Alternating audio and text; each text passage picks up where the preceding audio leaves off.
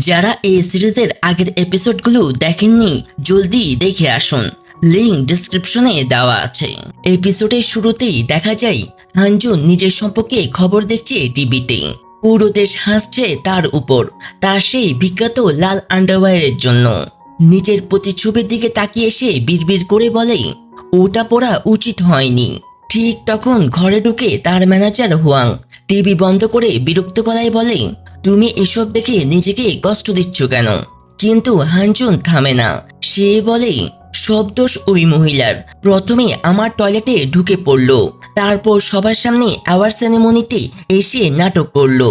Huang হেসে বলে, তুমি নিজে তো তার দিকে দৌড়িয়েছিলে, সে কি কোনো অপরাধী নাকি? রাগে ফেটে পড়ে হানজুন, এসব পিলগুর জন্য। আমি ওই চরিত্রটা এতবার করেছি যে মানুষ এখন আমাকে তার থেকেও আলাদা করতেই পারে না। সবাই এখন শুধু আমার আন্ডারওয়্যারের কথা বলছে। ওয়াং হালকা স্বরে বলে, চিন্তা করো না, কয়েকদিন মিম চলবে, তারপর সবাই ভুলে যাবে। এতে তোমার পাবলিসিটি হচ্ছে। এরপর দৃশ্য পাল্টে যায়। এবার দেখা যায় জংসিংকে চেষ্টা করছে এন্টারটেনমেন্ট ইন্ডাস্ট্রিতে নিজের জায়গা তৈরি করতে। সে দেখা করতে আসে হোয়াংয়ের সঙ্গে। হোয়াং তখন টিভিতে অ্যাওয়ার্ড অনুষ্ঠান দেখছে। জনসিং এর দিকে তাকিয়ে বলে, তোমার জন্যই আজ টিভিতে সময় দিতে পারছি। জনসিং বলে, আমি কিছুই কাজ পারি না, তবে এই ইন্ডাস্ট্রিতে আমি নতুন। হোয়াং কিছু অভিনেতার নাম নেই, এদেরকে চিনো? জনসিং লজ্জা পেয়ে বলে, না। তখন হুয়াং বলে, তাহলে তো তুমি একদম নতুন। চিন্তা করো না, ভালো কাজ করলে টিকতে পারবে। শুধু মনে রাখো, আমাদের স্ট্যান্ডার্ড অনেক উঁচু। অন্যদিকে কোম্পানির লোকেরা হানজুনের কাছে আসে ডিটেকটিভ পিল্টু সিজন 5 এর স্ক্রিপ্ট নিয়ে। হানজুন মুখ ভার করে বলে, আমি তো বলেছিলাম সিজন 4-এই শেষ। পিলগুর চরিত্রটা আমার জীবনটা কেড়ে নিয়েছে। হুয়াং কিছু না বলে স্ক্রিপ্টটা এনে দেয়। এটা কিন্তু ডিটেকটিভের না, এটা মেলোড্রামা। হানজুন একটু খুশি হয়, কিন্তু যখন শুনে গল্পে আবার একটা ডিটেকটিভের চরিত্র আছে, তখন চিৎকার করে বলে, এই তো একই কথা, আমি করব না।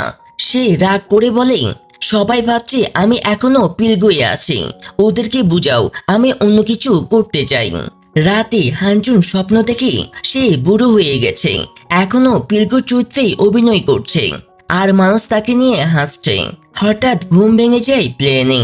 সকালে অটোগ্রাফ দিতে গিয়ে লজ্জায় পড়ে যায়, কারণ কেউ তার অটোগ্রাফ নিতে আসে না, বরং পাশের অভিনেতা জংয়ের অটোগ্রাফ নিতে এসেছে। এক সময়কার জনপ্রিয় নায়ক এখন এন্টারটেনমেন্ট কোম্পানির চিফ। এইদিকে হুয়াং জানতে পারে এক জনপ্রিয় গায়ক দেশে ফিরছে। সে জনসিংকে পাঠায় নিউজ কভার করতে। হানজুনও সেদিন সেখানে আসে, কিন্তু তার সম্পর্কে বিতর্কিত খবর দেখে কেঁপে ওঠে। এসব খবর কে ছড়াচ্ছে? হুয়াং কিছু না বললে রাগে ফেটে পড়ে হানজুন। তখন সিকিউরিটি গার্ড এসে সবাইকে সরে যেতে বলে, কারণ সে তারকা এয়ারপোর্টে পৌঁছে গেছে। হানজুন চটে গিয়ে বলে, তুমি আগেই বলতে পারতে, এখন লোকেরা ভাববে আমি তাকে দেখতে এসেছি। হুয়াং মুস্কি এসে বলে, চিন্তা করো না, কেউ তোমাকে চিনবে না। এতে হানজুন আরো রেগে যায়। এই সময় ক্যামেরা ঘুরে জনসিং এর দিকে। সে খবর নিতে এসে ভিড়ের মাঝে আটকে যায়। ফ্যানদের ধাক্কায় তার জ্যাকেট ছিঁড়ে যায়। ঠিক তখন একজন মেয়েকে সিকিউরিটি গার্ড ফেলে দেয়। জনসিং দৌড়ে গিয়ে মেয়েটাকে তুলতে সাহায্য করে, এমন গার্ডকে ধমক দেয়, তুমি এখানে মানুষকে প্রোটেক্ট করতে এসেছো, ধাক্কা দিতে নয়। পাশে দাঁড়িয়েছিল অভিনেতা জং। সে অবাক হয়ে সব দেখছিল। পরের দৃশ্যে জং জনসিনের পড়ে যাওয়া ব্যাগটা ফিরিয়ে দেয়। দুজনের মধ্যে হালকা কথা হয়। জনসিং একটু আঘাত পেয়েছে, কিন্তু হেসে বলে, আমি ঠিক আছি। তখন কিছু ফ্যান এসে পড়ে। জনসিং ভয় পেয়ে জংয়ের হাত ধরে পালায়। পরে ফ্যানরা এসে বলে, তুমি মেয়েটাকে সাহায্য করেছো, এই জন্য ধন্যবাদ, সে আমাদের বন্ধু ছিল। জনসিং লজ্জায় হেসে চলে যায়, কিন্তু তার আইডি কার্ড পড়ে থাকে জংয়ের কাছে। এইদিকে হানজুন স্ক্রিপ্ট খুঁজতে গিয়ে বঙ্কির কাছে যায়। বঙ্কি বলে, আমার কাছে শুধু পিলগো সিজন 5 আছে। হানজুন চিৎকার করে বলে, তুমি আর কয়টা সিজন বানাবে? আমার চরিত্রটাকে শেষ করে ফেলো, না হলে আমি নিজেই শেষ হয়ে যাব। কিন্তু বঙ্কি হাসে, আমি পারবো না, লোন নিয়ে বিল্ডিং কিনেছি, টাকার দরকার। অন্যদিকে জনসিং এখনো আঘাতের জায়গায় ছুঁয়ে ভাবে সে মানুষটার কথা, যে তাকে এয়ারপোর্টে সাহায্য করেনি। পরে বুঝতে পারে লোকটা আর কেউ নয়, অভিনেতা হানজুন। তার ভাই হানসিক বলে সে খুব বিখ্যাত অভিনেতা, ডিটেকটিভ পিলগো সিরিজের নায়ক। জনসিং ক্ষোভে বলে তার সম্পর্কে কিছু বের করো। সে ওই দিন আমার সাথে এমন আচরণ করেছে যেন আমি অপরাধী। হানজুন নিজের বিজ্ঞাপনগুলো দেখে তাকিয়ে বলে আমি এখন পিলগুর গোলাম। অন্যদিকে জং বাড়িতে ফিরে তার মা মিরানকে দেখে, যিনি নিজেও অভিনেত্রী। মিরান কাজের জন্য বাইরে যায়। জং একা বসে পুরনো পুরস্কারগুলো দেখে।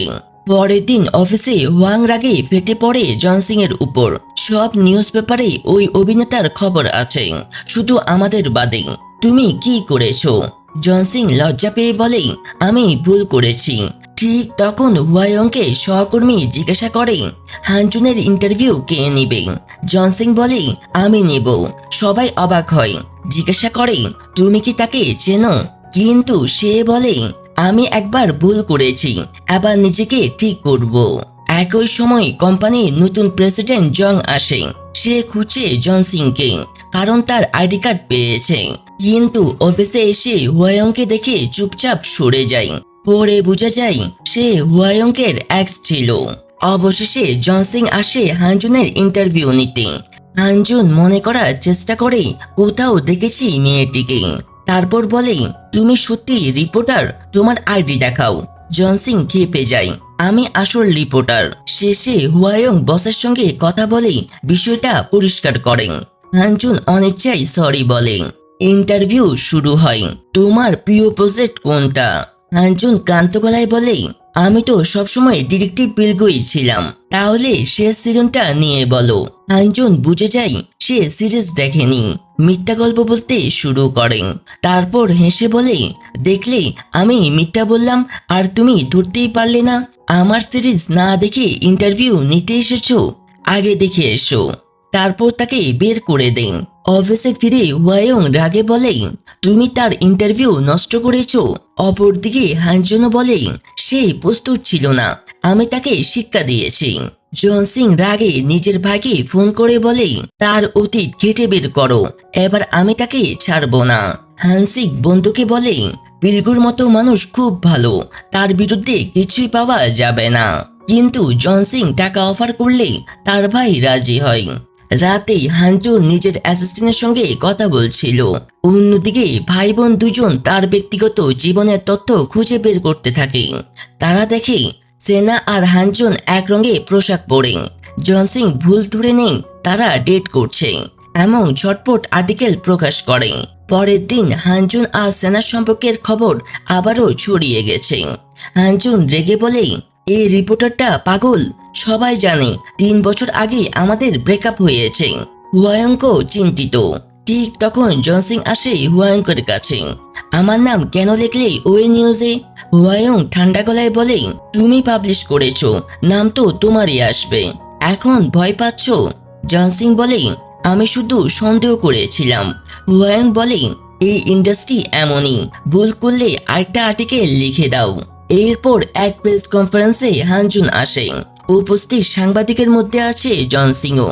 যখন হানজুন মঞ্চে উঠে কথা বলছে, হঠাৎ ঘোষণা আসে রিপোর্টার জনসিং দয়া করে বাইরে আসুন। সবাই তাকিয়ে দেখে, সে লজ্জায় বেরিয়ে যায়। পরের আগে দেওয়ালে ঘুষি মারে এবং হানজুনের পোস্টার ছিঁড়ে ফেলে। রাগে সে আরেকটা আর্টিকেল দেয়, কিন্তু এবার ফল আরো ভয়ঙ্কর। হানজুনের ফ্যানরা তাকে সোশ্যাল মিডিয়ায় গালাগালি করতে শুরু করে। অফিসে এসে কাপা গলায় বলে আমি এটা চাইনি। ওয়াং ঠান্ডা হাসি দিয়ে বলে তুমি শুধু আমার না, তার জীবনও নষ্ট করছো। এরপর একদিন সবাই মুখোমুখি হয়, হানজুন আর জনসিং। উদ্দেশ্য দুজনকে মিলিয়ে দেওয়ার, কিন্তু কেউ সরি শব্দটা মুখে আনে না। জনসিং রাগে বলে আমি কখনো সরি বলবো না। তারপর ঝড়ের মতো বেরিয়ে যায়। ওয়াং পিছু নিয়ে বলে তুমি যদি সত্যিকারের একজন রিপোর্টার হও, তাহলে যা সম্পর্কে লিখছো তাকে আগে বুঝো। তাকে ধ্বংস করার আগে জানো সে কে। তখনই আকাশে বৃষ্টি নামে। জনসিং ছুটে যায় ঘরে। ভেজা চুল মুছে বাইরের দিকে তাকিয়ে হেসে বলে কাল সকালে আমরা টিভি কিনবো। মূলত জনসিং টিভিকে পছন্দ করে না, তাই জন্য তার বাসায় টিভি নেই। এইদিকে ডিরেক্টর কিম ফোন করে জানায় নতুন স্ক্রিপ্ট আছে হানজুনের জন্য। সে মিটিংয়ে যায়, কিন্তু দেখা যায় গল্পটা আগের মতোই। হানজুন দীর্ঘ নিঃশ্বাস ফেলে বলে, এটাও তো ডিটেকটিভের মতোই। রাতের দিকে জনসিং নিজের ঘরে বসে ভির্গো সিরিজ দেখতে শুরু করে। শুরুতেই বিরক্ত, পরে ধীরে ধীরে মুগ্ধ হয়ে যায়। ভির্গোর ডায়লগ, আমি তোমাকে প্রোটেক্ট করব, তার মনে গভীর দাগ কাটে। সে দৃশ্য অনুকরণ করে, নিজের মাথায় হাত রাখে, তারপর থেমে যায়। আমি কি করছি, কিন্তু থামতে পারে না। সকাল পর্যন্ত দেখে, চোখে জল আসে।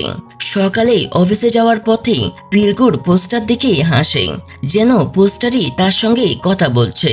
ঠিক তখন সামনে দাঁড়িয়ে থাকে হানজুন, নরম গলায় বলে, জনসিং তোমার একটু সময় নিতে পারি?